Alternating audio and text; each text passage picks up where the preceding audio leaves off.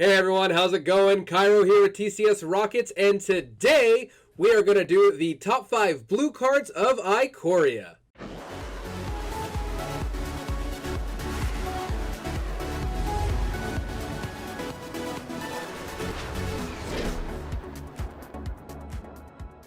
Alright, first up on our list is Startling Development. Startling Development is 1 anything and 1 blue for an instant, and it reads, until end of turn, target creature becomes a blue serpent with base power and toughness 4/4. It also has cycling, so for 1 mana we can discard this card and draw a new one. Card's very interesting. It's effectively a blue pump spell. You can kind of see this as being give target creature +4/+4.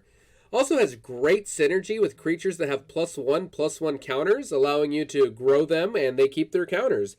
It also cycles, so if you ever find yourself at a point in the game where this card is just strictly irrelevant and you'd rather have something else, well, you can get something else. You can cycle this away and hopefully find something new. Overall, very solid card, and honestly, almost feels like a red card to me. Alright, next up on our list is Voracious Great Shark. Voracious Great Shark is 3 of anything, 2 blue for a 5/4 creature. It also has flash and reads, when Voracious Great Shark enters the battlefield, counter target artifact or creature spell. Super huge tempo on this card. Being able to slam a 5/4 body that not only contests the board, will also counterspell your opponent's creature is huge. Just very effective. Reminds me of Frilled Mystic a little bit, just on a much, much bigger body. Overall, a great creature. I expect this to be a powerhouse in Standard until it rotates out.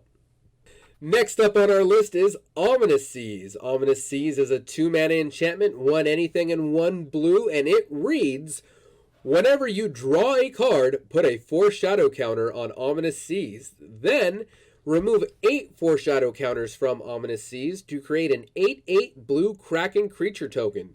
It also cycles for 2. Very big card. It has a lot of late game potential in control builds where you can just build up counters and eventually deploy an army of Krakens. It also has a lot of potential in Arclight Phoenix decks. For those of you who don't remember, these used to be very big in Standard and Modern and kind of died out in recent times, but I think this card might be able to revive that whole strategy.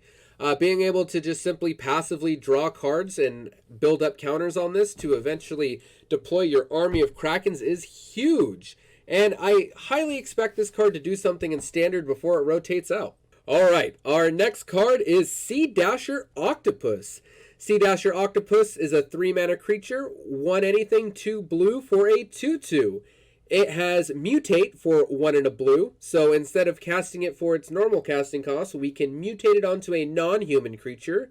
And then it also has Flash, so not only can we play it as a creature at instant speed, we can also mutate at instant speed. It has one more ability that says, when this creature deals combat damage to a player, draw a card. A lot going on here.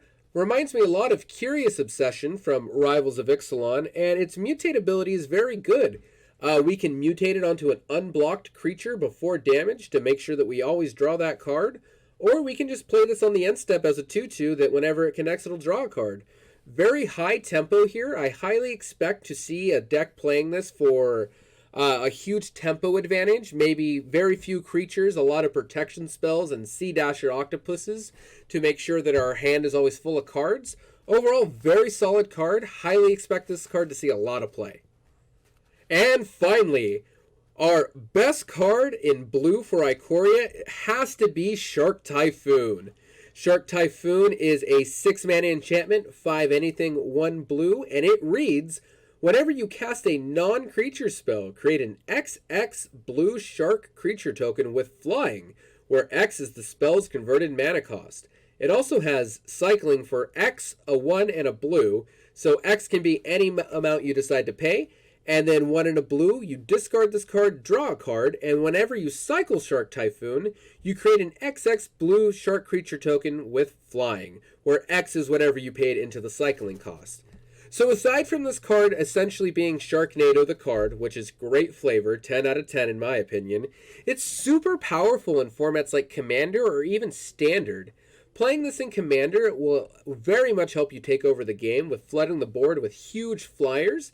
And in Standard control shells, they tend to be Planeswalker-centric, and being able to get a body whenever you cast a Planeswalker to protect them is huge. I expect this to be a finisher in multiple control shells in Standard, and it might even peek into Pioneer. But overall, I see this being the best blue card in Ikoria. Alright everyone, that was the top 5 blue cards of Ikoria. Thank you so much for watching. If you haven't already, be sure to give us a subscription, and if you liked the video, drop us a like. If you think I missed any cards, go ahead and leave them down in the comments below, and we can talk about it. Thank you so much for watching, and take it easy.